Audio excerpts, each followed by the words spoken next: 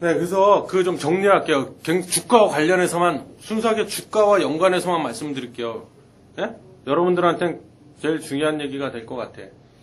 반드시 아셔야 됩니다. 다시 한 번만 얘기하는데요. 다시 한번 꼭 제발 명심하세요. 업황 투자, 업종 투자를 내가 하겠다. 단기나 중기로 보고. 그러신 분들은요, 이 기본, 제가 지금부터 말씀드린 정리해드린 이 기본 원리, 프로세스, 원리를 반드시 아시고 투자해야 됩니다. 안 그러면 100% 박살나게 돼 있어. 다 날려. 그죠? 지금 유가하고 있죠? 자, 이 기본 원리를 꼭 이해하세요. 자, 유가가 지금처럼 한없이 막 빠져. 그러면 어떻게 돼요? 아까 누가 웃는다고 그랬어요? 즐거운 항해. 나머지 그 시멘트 관련주 뭐 이런 거 있는데, 대표적으로 항해, 항공, 해운주만 얘기할게요. 즐거운 항해 외우라고 그랬어요. 자, 그럼 유가가 이렇게 처음에 한없이 막 빠져. 그러면 항공주, 해운주 주가도 같이 반대로 쭉 주가가 올라갑니다. 예, 신나게만 올라갑니다. 그러다가 유가가 빠지는 게 멈췄어. 빠지는 게 멈춰갖고 옆으로 횡보해. 오르지도 않고 내리지도 않고 횡보해. 좀 안정이 됐어. 그러면 어떻게 돼요? 항공, 해운주 주가는 어떻게 될까요? 오를까요? 빠질까요? 빠집니다. 빠지는데 그건 급락을 한다는 게 아니라 좀 많이 빠져. 왜? 차익 실현 매물이 나오는 거죠. 왜? 유가가 더 이상 안 빠지네? 그러면 사람 심리가 어떻게 돼요? 아, 더 이상 안 빠지네, 유가가. 그대로네? 멈췄네? 그러면은, 에이, 다시 오를지도 모르니까 불안하잖아. 불안하니까, 에이, 그만 먹고 욕심 부리지 말자고 차익 실현합니다. 그래서 다 팝니다. 그래서 주가가 떨어져. 그죠? 그러다가 만약에 주가가 다시 또 빠지네? 다시 빠져. 그러면 어떻게 돼요?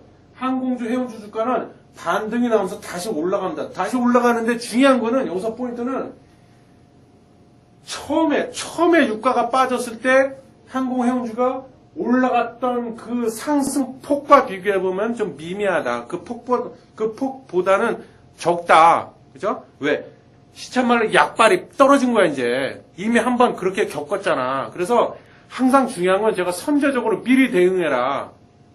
그래서 유가가 한없이 1차로 처음으로 안 그러던 게 갑자기 막 빠지기 시작해. 처음으로 첫 봤다. 그때가 투자 적기 포인트다. 그때 수익을 많이 낼 수 있다는 거지. 2차, 3차 시기에 접어들잖아요. 그럼 약발이 많이 죽습니다. 약발이 많이 떨어져. 그래서 아셨죠? 네? 물론 유가가 처음에 1차로 빠지다가 횡보하다가 또 빠지는 게 아니라 다시 상승할 수도 있겠죠. 상승하는데 일단은 이제 상승폭에 따라 다르겠죠. 급등을 하냐, 뭐 확 상승을 해버리냐, 찔끔찔끔 서서히 완만하게 상승을 하느냐에 따라 다르겠지만, 상승할 때는 어떻게 될까요, 그럼? 상식적으로 생각해보세요. 항공, 해운주는 어떻게 돼요? 당연히 빠지겠지. 그죠? 유가가 올라가 버리면 비용이 그만큼 늘잖아. 빠지겠죠. 자, 그럼 이번에는 그 반대. 예? 유가가 빠지면은, 아까는 그 즐거운 항해 웃는 그 놈들이었는데, 이번에는 우는 사람들, 정유화학주가 대표적이라고 했죠. 물론 뭐 조선주도 마찬가지겠지만, 그 중에서도 특히 정유화학, 석유화학주 아주 대표적이죠. 또 볼까요? 자, 유가가 1차로 쭉 미끄러져서 쭉 빠져. 그러면 정유화학주는 어떻게 돼요? 같이 주가는 똑같이 움직여, 이거는. 그래서 쭉 미끄러져서 빠져.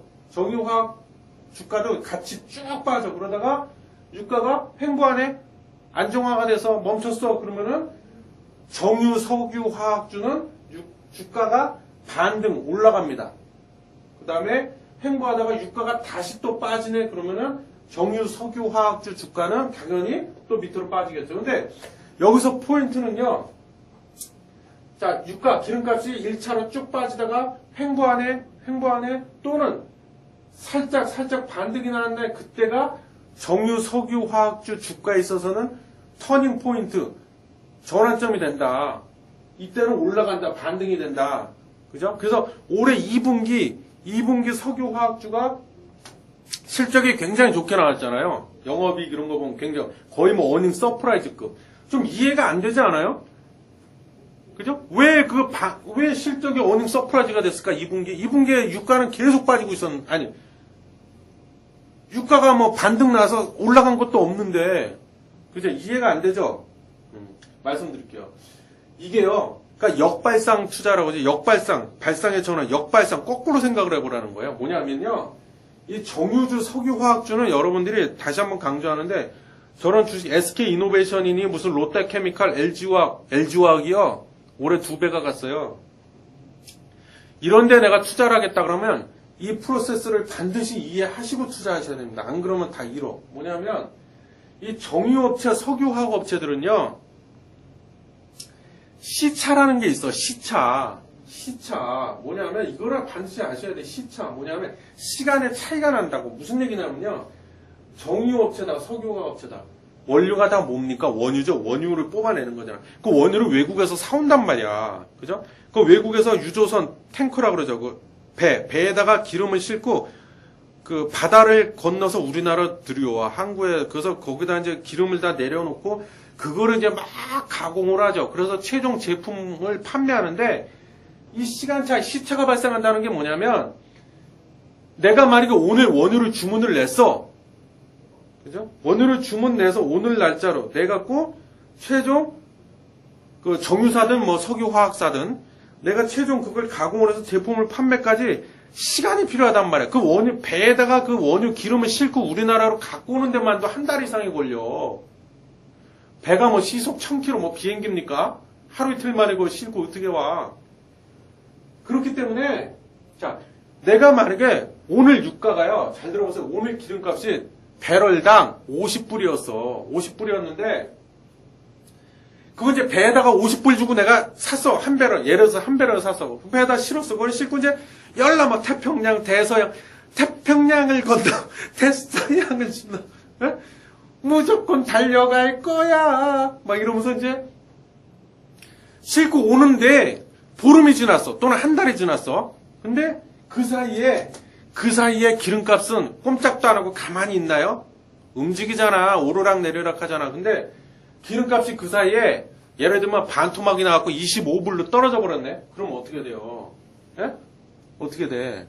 그럼 나한테는 안 좋은 거야. 뭐냐면 기름값을 이렇게 내가 50불 주고 그걸 샀는데 25불로 떨어져 버렸어. 그러면은 내가 최종 완제품을 만들어가지고 한 달 후에 그걸 팔아야 되는데 그럼 만약에 상식적으로 한 달 후에 기름값이 그대로 25불로 있다거나 심지어 10불로 더 떨어져 버렸네. 더 떨어졌으면 나 그때 가서 어떻게 돼? 제품을 판매할 때 판매 가격을 올려야 돼요? 낮춰야 돼요? 그대로 둬야 돼요? 가격을 낮춰야 될 거 아니야. 기름값이 저렇게 떨어졌는데. 그러면 업체 입장에서는 어떻게 돼야 돼? 기름을 비싸게 주고 사갖고 싸게 파는 꼴이 돼버리는 거야. 그죠? 그럼 거기서 손실이 난다면 수익이 확 쪼그라들어. 수익성이 아주 급격히 악화가 돼서 나빠진단 말이야. 그래서 기름값이 저렇게 계속 빠져버리면요. 정유업체, 석유화업체들은 안 좋은 거야. 반대로 기름값이 막 치솟아. 막 오르면 100불, 150불 올라가. 고유가 시대가 다시 와. 제가 보기엔 그럴 확률은 매우 낮지만 만약에 그렇게 되면 얘네들은 좋은 거야. 왜? 나 한 달 전에 50불 주고 샀는데 내가 제품을 이제 팔려고 딱 보니까는 기름값이 100불로 2배가 뛰어버렸네? 옳았구나. 그럼 나도 제품 판매 가격을 야 기름값 올랐잖아. 그럼 나도 판매 가격 올릴 거야. 그래도 누가 뭐라고 할 사람 없거든. 그럼 그땐 반대 현상이 벌어지죠. 기름을 내가 싸게 사가지고 비싸게 팔아먹는 꼴이 되니까 마진 폭이 확 커지잖아. 그죠? 수익성이 좋아지잖아. 그래서 이런 거야. 그래서 이게 시간이 걸린단 말이야. 이런 시차가 없다면, 만약에 기름을 오늘 사갖고 내일 그걸 하루 밤 사이에 그걸 다 가공을 해갖고 내일 바로 내가 제품을 팔아먹어. 그럼 이거 별 상관없어, 이거하고는. 크게 영향을 안 받아. 근데 이런 거 영향을 많이 받는단 말이야. 정유업종, 석유화학은 특히. 근데, 자, 보세요. 유가가 쭉 빠지다가, 그럼 뭐야? 아씨, 나 이제 한 달이나 2달 있다가, 보통 한 달 걸린다고 그랬지, 한두 달. 한 달이나 2달 후에 나 제품 팔아먹었는데, 다시 이게 유가가 저렇게 빠져버리면, 아, 나 제품 가격 이제 그때 돼서 내려야 될 텐데, 아, 이게 큰일 났네. 막 걱정하고 있는데, 기름값이 더 이상 안 내려가. 딱 멈췄어. 또는, 심지어 거기서 기름값이 살짝이지만, 뭐, 소폭이라도 상관없어. 기름값이 잠깐 반짝하고 올랐네? 그럼 어떻게 돼? 나는 안도의 한숨을 쉬겠죠. 야, 그럼 나 제품 판매 가격 이제 안 내려도 되겠구나. 그죠? 그냥 최대한 이해하기 쉽게 말씀드리는 거야. 그렇게 되면은, 스프레드라고 그랬잖아. 스프레드. 이런 업종은 스프레드에 민감하셔야 된다. 무슨 얘기야? 내가 다시 얘기해. 자, 다시 말해. 1배럴당, 응? 내가 100달러를 주고 기름을 샀어. 잘 들어보세요. 100달러 주고 샀는데, 기름값이 반 토막이 나갖고 50불로 떨어졌어. 그죠? 그러면은, 자, 내가 제품값을 여기서 더 내려야 될 거 아닙니까? 기름값이 반으로 떨어졌으니까 당연히 이제 제품 판매 가격도 내려야죠. 물론 똑같이 절반으로 내릴까요? 그건 아니야. 이해하기 쉽게 말씀드릴게요. 50%가 떨어졌어. 기름값이. 그러면 보통 20%나 30%를 내립니다. 보통. 그게 보통 관행이야. 그래서 제품값을 만약에 30% 내린다고 했죠. 그러면 보세요. 스프레드 뭐야? 스프레드. 원래 100불 주고 산 그 기름을 사오는 그 기름값 사오는 그 구매 비용 100불 들었어. 근데 제품값을 30%로 더 낮춰. 그러면 스프레드 이 폭이 보이세요? 이 폭이 더 벌어질 거 아니야. 폭이 더 커질 거 아닙니까? 그러니까 스프레드가 이렇게 벌어지는 거죠. 그죠? 근데 기름값이 가다가 제자리에 멈춰버렸네? 또는 여기서 살짝 반등이 나왔네? 그럼 어떻게 돼? 나 제품값을 더 이상 안 내려도 되겠구나. 또는 내려도 30%까지 안 내려도 돼. 조금만 올려야겠다. 조금만 내려야지. 한 15%만. 그럼 뭐야? 이 격차가 줄어들 거 아니야. 이게 격차가 줄어들잖아. 그러니까 스프레드의 폭이 줄어들잖아. 이해 가시죠? 네? 그래서요, 이게 그래서 약간 좀 헷갈리실 수도 있는데, 괜찮아. 처음이라 그래. 처음이라 헷갈리는 건데, 습관이 되면 괜찮습니다. 그래서, 정유나 석유화학 업종에 투자하시는, 업종 투자하시는 분들은 항상 기름값에 그래서 더 민감해 하시는 겁니다. 그래서, 내가 1월달에 있잖아요. 1월달에 살 그 기름값이랑 2월달에 구매한 기름값이랑 3월달에 구매한 기름값이랑 이게 다 다를 거 아니야. 더구나 그 유가의 변동폭이 크다면, 변동성이 커진다면 다 다르겠죠. 월별로 구매한 그 비용이. 그죠? 구입액이. 근데 이걸 1월달에 100불 주고 샀어. 예를 들면. 근데 그 사이 기름값이 떨어져갖고 2월달에는 90불 주고 샀어. 3월달에는 80불 주고 샀어. 그럼 이게 시차가 걸린다고 그랬잖아. 그럼 1월달에 100불 주고 산 거를 보통 한 달 내지 2달 걸린다고 그랬죠. 최종 완제품 만들어서 판매하기까지. 그럼 예를 들어서 2달이라고 잡으면 1월달에 100불 주고 산 거를 3월달 돼서 판매하겠죠. 그럼 2달. 그때 기름값이 어떻게 되느냐에 따라서 제품 가격을 뭐 올릴 수도 있고 내릴 수도 있고 아니면 그냥 그대로 둘 수도 있다는 거예요. 거기에 따라서 스프레드가 이렇게 벌어질 수도 있고 좁혀질 수도 있기 때문에 수익성에 있어서 많은 영향을 끼친다. 그래서 그 석유화학, 그 LG화학도 그렇고 롯데케미칼도 그렇고 다 실적이 좋아진 이유가요. 작년, 그러니까 2014년도 4분기하고 올해 2015년도 1분기에는 실적이 별로 안 좋았어. 안 좋을 수밖에 없지. 왜? 그 전에 시간을 거슬러 올라가 봐요. 그 전에는 기름값이 이렇게까지 빠지지 않았었단 말이야. 근데 그 전에 한 달 2014년도 4분기, 올해 1분기 들어서면서 기름값이 유가가 급격하게 막 하락, 곤두박질 쳤죠. 그래서 스프레드가 계속 벌어졌다는 얘기야. 그죠? 그러다가 기름값이 쭉 빠지다가 좀 안정화가 됐잖아. 그리고 중간에 올해 살짝 좀 반등 나온 적도 있고. 그 스프레드 격차가 올해 2분기 때는 이렇게 줄어든 거지. 그러니까는 수익성이 많이 개선이 됐죠. 그래서 실적이 좋아졌던 겁니다. 그래서 이게 물론 이거는요 다 수익성과 관련된 거예요. 이렇게 수익성. 근데 또 참고로 말씀드리면요. 우리나라 석유화학 업체들이요, 전체로 봤을 때, 평균으로 봤을 때, 전 세계를 대상으로 봤을 때 수출을 하잖아요. 수출을 할 때 가장 많은 비중을 차지하는 곳이 중국이에요, 중국. 중국이 제가 알기로 전체 수출 비중에서 약 40%를 차지하고 있습니다. 우리나라가 중국한테 그 수출하는 비중이 전체 석유화학 업체, 정유 다 포함해서 한 40% 되는데요. 그래서 중국 경기가 매우 중요하다는 거예요. 예? 어떻게 보면 중간재죠, 저거는. 에틸렌, 부틸렌 이런 거, 폴리프로필렌, 폴리에틸렌 이런 거, 합성고무 이런 거 파는데 석유화학 업체들이 주로 중국에다 판단내죠. 그럼 그 사람들은 그거를 받아다가 거기서 또 가공 과정을 거쳐서 최종 완제품을 또 팔죠, 중국에서는. 그러니까 우리나라는 주로 중간재를 파는 건데, 그래서 중국 경기, 그래서 중국에 대해서 우리가 항상 신경을 써야 된다는 거예요. 응? 중국 경기가 안 좋아져. 성장률이 계속 떨어져, 중국이. 그렇게 되면요, 석유화학 업체들도 수출이 줄어들 거 아니야, 그렇게 되면. 그럼 매출도 쪼그라들겠죠. 그럼 주가가 가겠어요, 이게? 잘 안 가죠. 그죠? 자, 그래서, 요거, 예, 오늘의 하이라이트 핵심이요. 반드시 명심하시기 바라고요. 다른 업종들도 마찬가지요. 예를 들면 포스코, 현대제철 이런 철강주 있잖아요. 그런 것도 철광석을 주로 호주 철광석을 들여오는데 거기도 또 시차가 발생을 해. 그래서 철광석 가격에 따라서 이렇게 또 이렇게 된다는 건데 그럼 그런 경우는 어떻게 움직이냐? 기본 원리는 똑같아. 그죠?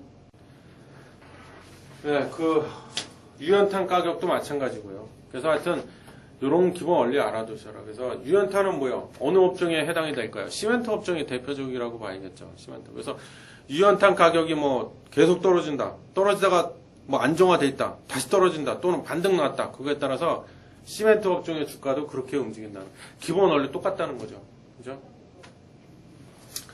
자, 그 다음에 이제 뭐 남은 거는 뭐 빨리빨리 할게요. 뭐 거의 다 했어. 남은 건 그닥 중요한 게 아니라 뭐. 그럼 향후 유가가 어떻게 될까? 예, 신털남이 바라보는 앞으로의 유가 예상은 어떻게 되냐? 제가 보기엔 당분간 계속 빠질 겁니다. 계속 빠진다. 예? 중국 저러고 있죠? 예? 최대 수요국인 중국이. 그죠?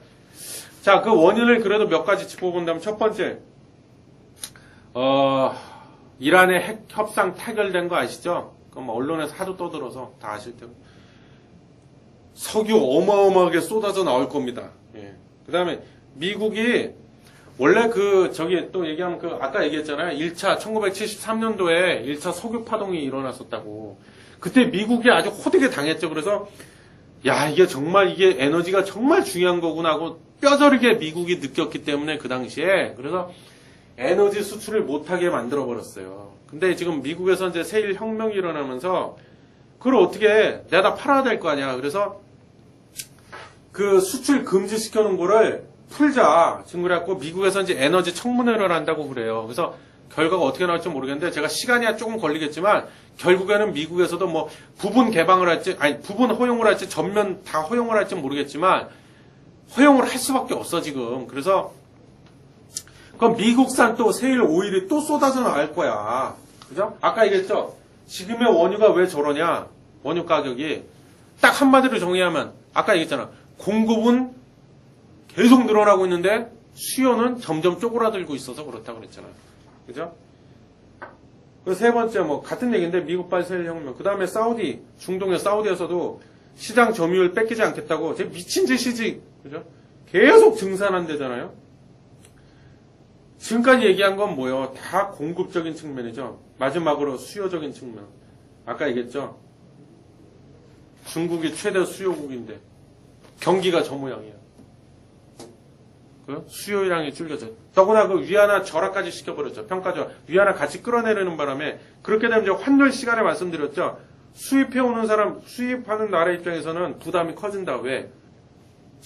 수입 가격이 올라가니까. 그러니까 수요가 더 줄어들 수도 있겠죠.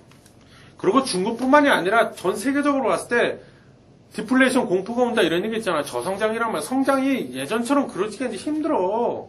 그나마 중국이나 되니까 저렇게 7%, 6% 얘기하고 있지. 예전처럼 힘들어요. 그렇게 우리나라 88 올림픽 때가 제가 알기로는 우리나라 한국 같은 경우에 성장률이 최고였던 걸로 기억해. 그때 10%가 막 넘어가고 그랬죠. 이제 힘들어. 그런 시대 끝났습니다. 자, 마지막으로. 자, 그렇다면 왜 제가 유가, 금리, 환율 신경 쓰라고 그랬죠. 왜 유가가 중요한가? 마지막으로. 뭘 왜 중요해? 지금까지 내가 목 터지게 떠드니까. 응? 자, 만약에 유가가 지금 떨어지고 있잖아요. 근데, 자, 유가가 떨어지면 저렇게 지금처럼 막 떨어지면 경제 성장률이 떨어집니다. 경제 성장률이. 그 다음에 석유 수출하는 나라들의 경제는 작살나. 아까 러시아하고 베네수엘라 얘기했죠. 그래서요, 여기 신문에 보시면요, 또 나왔어, 여기. 예? 여기. 2015년, 예? 2015년 8월, 이게 며칠자야? 8월 8월 18일자, 화일자, 한국경제신문. 베네수엘라 빵값 8개월 새 5배 폭등, 인플레이션에 신음하는 남미. 저유가, 과다복지 지출 후유증, 브라질, 아르헨티나도 기록적인 고물가. 제가 물가 올라간다고 했잖아요. 잠깐 읽어볼게요. 베네수엘라가 통화가치 급락에 따른 극심한 인플레이션 물가 상승으로 휘청거리고 있다. 월스트리트 저널은 17일 베네수엘라에서 빵과 콩 등 각종 식료품 가격이 치솟고 있다. 베네수엘라 중앙은행은 지난해 12월 연간 인플레이션율이 68.5%를 기록한 이후 더 이상 수치를 공개하고 있지 않답니다. 예? 야, 왜 빵값이 이렇게 올라가고, 왜 인플레이션이 올까요? 그죠? 통화 가치가 떨어졌다는 얘기죠. 왜? 자본 유출이 일어난 거죠. 어? 이렇게 되면 여기서 돈 다 뺍니다. 베네수엘라에서. 나라도 빼지. 그죠? 아, 치즈를 곁들여 있는 아레파. 이게 뭐, 베네수엘라의 전통 빵 이름인가 봐요. 아레파 가격이 8개월 동안에 무려 5배가 뛰었다고 합니다. 그죠? 기름값이 정말 중요합니다. 모든 산업에 있어서 기름 안 쓰는 데가 어디 있어? 전기도 다 기름으로 만드는데. 응? 반면에 유가가 지금과 반대 폭등을 해. 고유가 시대. 유가가 폭등을 하면 또 어떻게 돼요? 물가가 또 그죠? 상승하죠. 제조 원가가 그렇게 되면 올라가니까 제품 가격도 당연히 올려야겠죠. 그럼 물가가 또 올라. 이놈의 물가는 뭐 이래도 오르고 저래도 오르고, 그죠? 그 다음에 석유 수입국, 이번에는 석유 수입해서 쓰는 나라의 경상수지가 악화됩니다. 적자가 돼. 왜? 원유 수입의 부담이 늘어나니까. 네? 네, 그래서, 뭐 또, 맨날 항상 짧게 얘기해야지, 짧게 말해야지, 수도 없이 다짐을 하지만, 떠들다 보면, 예? 꼭 이렇게 좀 시간이 많이 걸리네요. 예. 그래도 뭐 제가 쓸데없는 소리 한 거 하나도 없어요. 듣기 싫으면 듣지 마! 자, 그래서, 반드시 아셔야 돼요. 그래서 제가 좀 장황하게 떠들었습니다. 특히 아까 그거, 그 유가가 오르느냐, 떨어지느냐에 따라서 웃는 업종이 있고 우는 업종이 있다. 그래서 잘 보고 선택을 하세요. 매수하실 때. 이 정도로 마치겠습니다.